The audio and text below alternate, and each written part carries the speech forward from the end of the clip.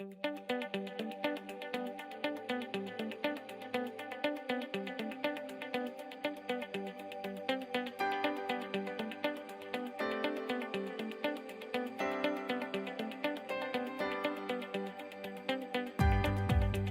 joined when I was 17, straight out of high school.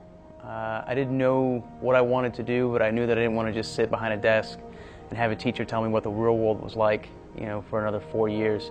So I decided to kind of get out there and do my own thing, and I made the decision to join the United States Marine Corps. I left for boot camp when I was 17, and I just kind of knew from a really young age that I wanted to serve my country and I wanted to do something different. And I wanted to find out what I was made of. And the issues that I faced were just kind of reintegration into the student population. You're only 4 years older when you start out than most of the students on campus, but it can feel like forever. It can feel like 10 or 15 years, just because what you've been through in those 4 years is, you feel like it's the equivalent of like 7 or 8 years of experience.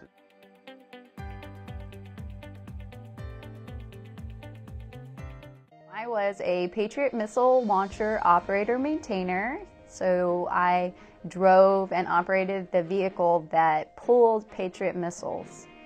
It's a very large missile. It's about 2,000 pounds, and we fired them to shoot down other missiles that would be aimed at large population areas or at our own troops. It just came to the point where it was too much for my body to handle, and my leg just stopped working, essentially. I was supposed to start school in the fall of 2011, but the Army had not finished my medical discharge paperwork, and so I had to call the school and ask them, please let me just come next year.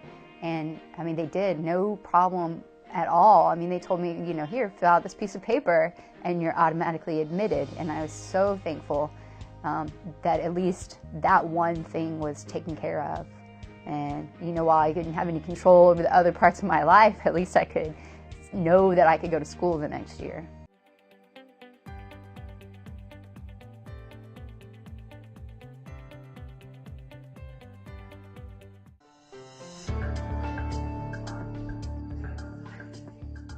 I'm AJ Mobley. I served in the United States Marine Corps for 4 years. I got out as a sergeant, served in Iraq and Afghanistan. I'm number 87. I play football for the Florida Gators.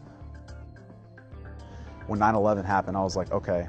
In my heart, that's when I knew, I was like, I'm gonna do something about this. Like, nobody disrespects my country like this.